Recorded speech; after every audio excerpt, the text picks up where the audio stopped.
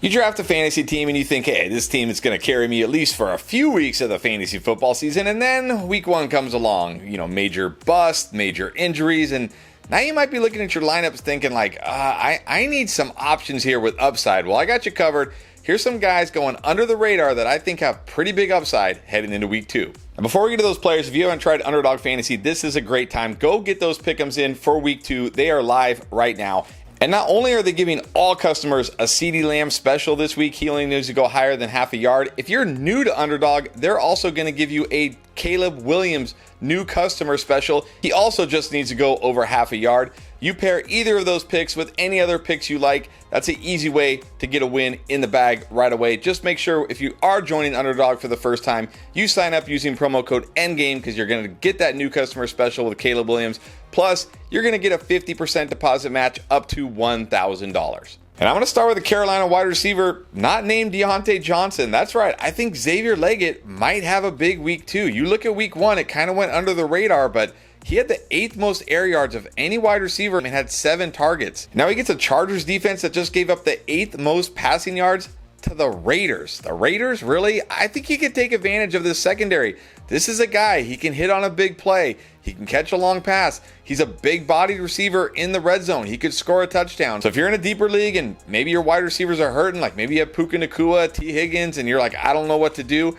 go check, see if Xavier Legette is still on the waiver wire. He probably is in a lot of leagues. If he is, go grab him, stick him in your lineup. I know it's terrifying to put him out there. He's a Carolina Panther, but I mean, we got to think at some point this offense looks at least a little better. Legette's a guy that's got the upside in this offense. He had good usage in week one. I think he's worth the gamble in week two. And now, if for some reason Demarcus Robinson is still on your waiver wire, or maybe you were able to add him this week, I think he's also worth the gamble. Even though Tyler Johnson had that big play, it was clear that Demarcus Robinson is the number 2 wide receiver here after Puka Nacua left. He had almost 30% of the air yards. He got 7 targets. He's the guy Stafford and McVay trust. And look, he was good down the stretch last year. He was very productive when he was called upon. He's going to be the clear number 2 wide receiver this week for Matthew Stafford in a game that projects to be very high scoring with a lot of passing. You look at these teams, Rams, not a great defense. Cardinals, definitely not a great defense. And you got to think the Cardinals offense is going to rebound from week one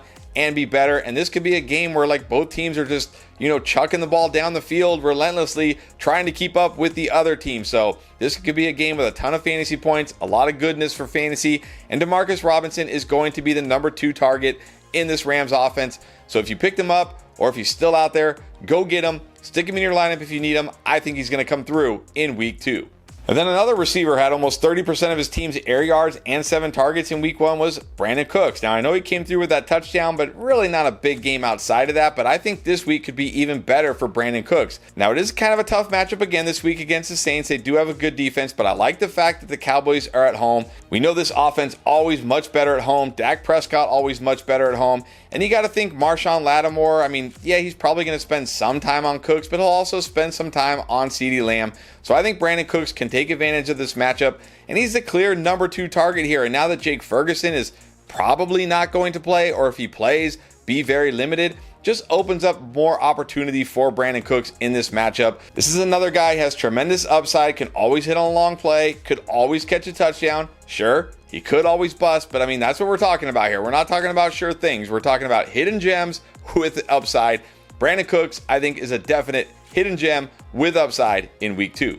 And then don't look now, but Najee Harris is a workhorse running back once again. 20 carries in this game. Now, granted, he only got like 70 yards. He still wasn't very efficient. But the Falcons do have a good defense, and he gets a much better matchup this week against the Broncos, who didn't look much better against the run in week 1 than they did all of last season. Kenneth Walker running wild against this defense. Now, I know Najee Harris is no Kenneth Walker here, but I've been saying all offseason, he fits this Arthur Smith run scheme way better than anybody else in this offense.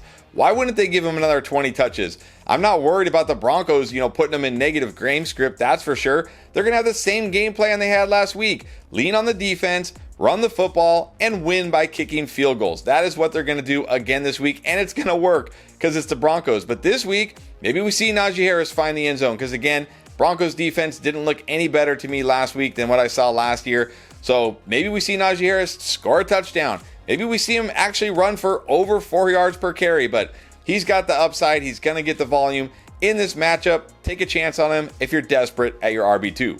And if you're a little more desperate at your RB2, I think you should take a chance on Devin Singletary this week. I mean, you look last week, okay, 10 carries. Like, okay, what am I getting here with Devin Singletary? But look, the Giants only gave running backs 14 carries last week because they were getting blown out by the Vikings. They had to pass the ball a lot, or I don't even know what you call it, what the Giants were doing last week. But you should feel better about Devin Singletary this week because they get the Commanders. I mean, I know it's only been one game, but right now the Commanders are on a historically bad pace. They're going to be one of the worst defenses unless something miraculous happens throughout the season. But the other thing I really liked about Singletary last week is he did catch 4 passes, so he at least gives you that pass catching potential as well. And in this game, they're not going to be getting blown out by the Commanders. This should be a game where they can run the ball more. We could see Devin Singletary get 15 to 20 carries, still get 3 to 4 catches in this game, maybe actually get some chances around the goal line. So again, if you're hurting at RB2, you're getting desperate, go look and see if Devin Singletary was dropped, or maybe he's a guy you drafted and he's on your bench.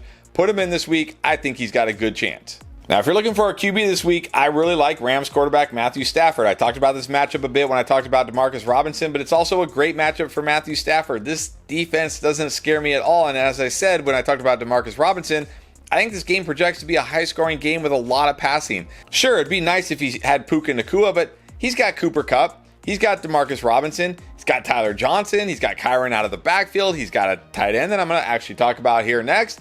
I mean, he's got weapons, and he's got Sean McVay. Now, I know the issue here is that offensive line is a mess right now, but the Arizona Cardinals pass rush isn't going to get to Matthew Stafford the way the Detroit Lions pass rush does. He's going to have more time to throw. And again, I think this is going to be a game with a lot of points, a lot of scoring, a lot of throwing.